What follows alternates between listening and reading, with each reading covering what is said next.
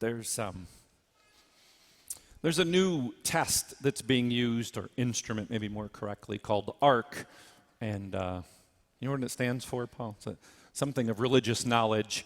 It's designed for the church to know, how is learning working in the church, whether that's in Catholic schools or catechesis in parishes, just kind of an instrument.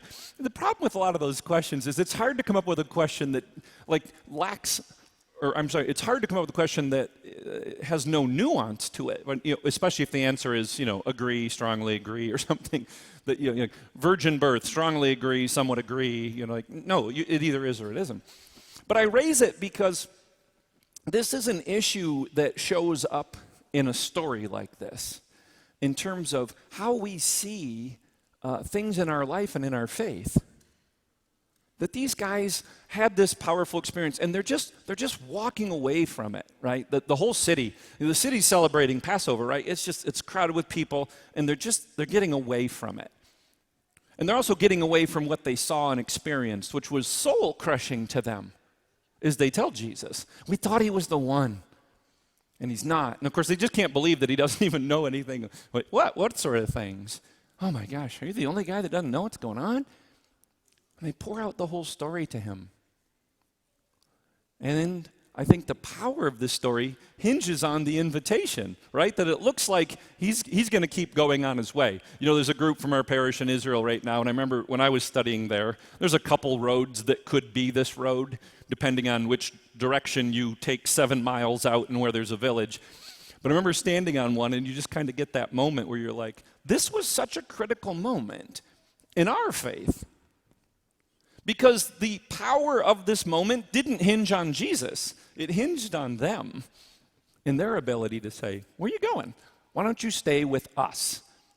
They didn't have to. Guy's crazy. They've already established that. He doesn't know anything that's going on. Do you really want him hanging around? How much more do we have to explain to him? We're exhausted. We're crushed. We have no hope. But they do. And because of that invitation, the second Eucharist happens, if you want. And so that quickly becomes something for us to think about in our own lives. We've all had that day, maybe a couple strung together, right? Where it just isn't going your way. You ever one of those, like it just starts off wrong, and then the next thing goes wrong, and you're like, oh, it's going to be one of those, isn't it? The planets are just aligned, and, you hit every red light, and, whatever it is, show up at work, and someone says something awful right off the bat, you're like, oh, it's just going to be one of those. Okay, all right. Let's go. Let's do this. And the reality is, in those spaces in our lives, much like these guys, it can reach a point where we start to become numb to even the slight possibility of hope. And the reality becomes, just as it was for them, as it is for us today, we have to make a choice. We have to be looking for his presence each and every day, because it is there. His life and his presence is with us each and every day. But if we don't train ourselves to it, we won't notice it. And what we'll notice more quickly is the thing that goes to our deepest fears, which is just fear in and of itself, and pain. So to the extent that we're experiencing anxiety, fear and anxiety and worry around things, or we've been hurt, either physically or emotionally, or we have all that fear, that will always kind of take front and center. We've got to be able to gently, just kind of graciously push it back and go, nope, there's something deeper here. And that is the hope. I was having a conversation last night with Father Newman and a friend from the neighborhood next door, and we were talking about this idea, and it quickly became clear to me that for her, hope and optimism are the same things. She goes, well, it's just hard for me to hope with all that's going on in the world. I said, no, but see, that's optimism. It's a feeling. Gosh, I kind of think that I have this feeling that things will turn out well, or I have this feeling that it won't. But hope isn't that at all. Hope is a virtue, and it is steel in your soul that says no matter what else is going on, God wins, love wins. The story doesn't end on Good Friday. It ends on Easter Sunday and with the Ascension, right? That's the whole story. And so we have to train ourselves to that. And if we don't, we're no different than the rest of the world.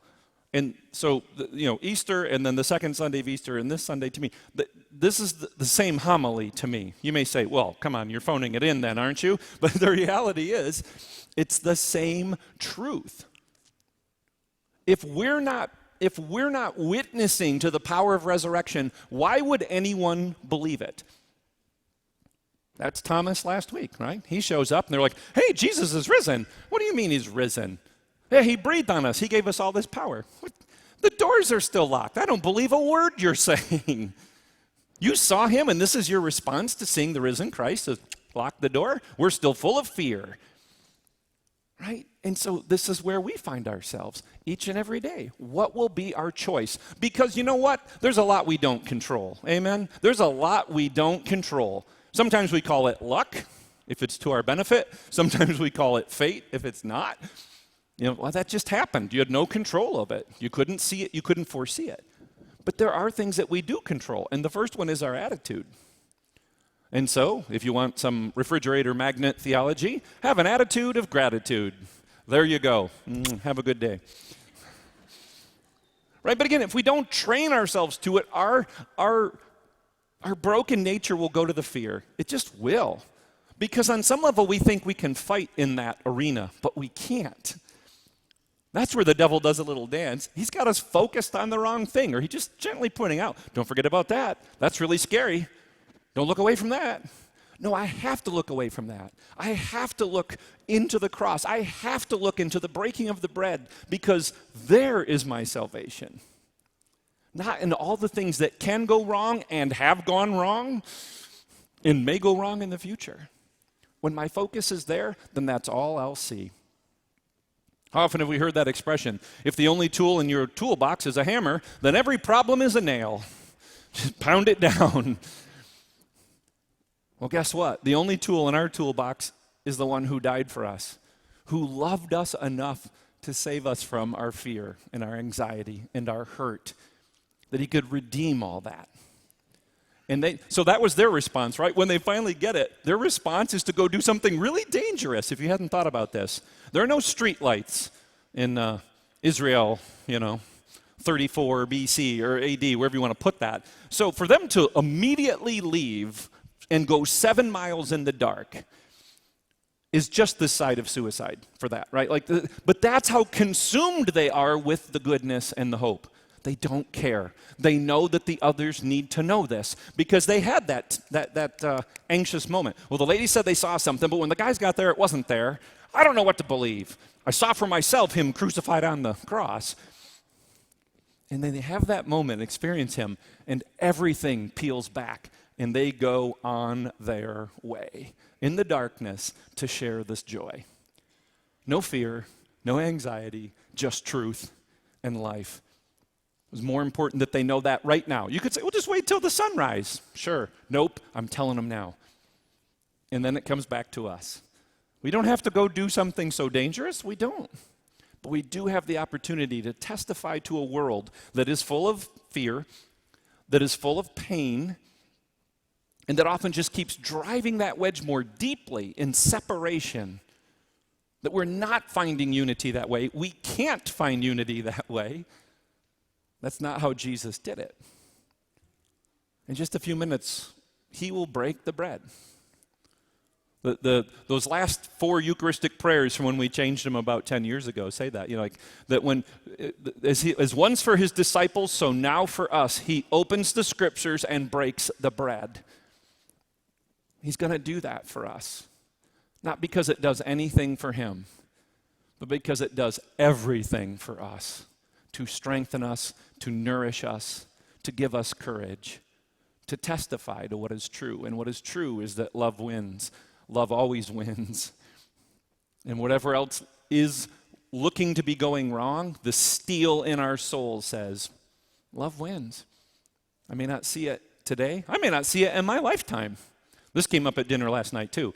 My friend talking about the Nicene Creed. I said, you do realize the guys that wrote that in 325 never said what you and I say, because it wasn't finished until 412 in Chalcedon, right? So those guys that work so hard on this creed, can you imagine they finish it? There, the church will say this forever. Not quite.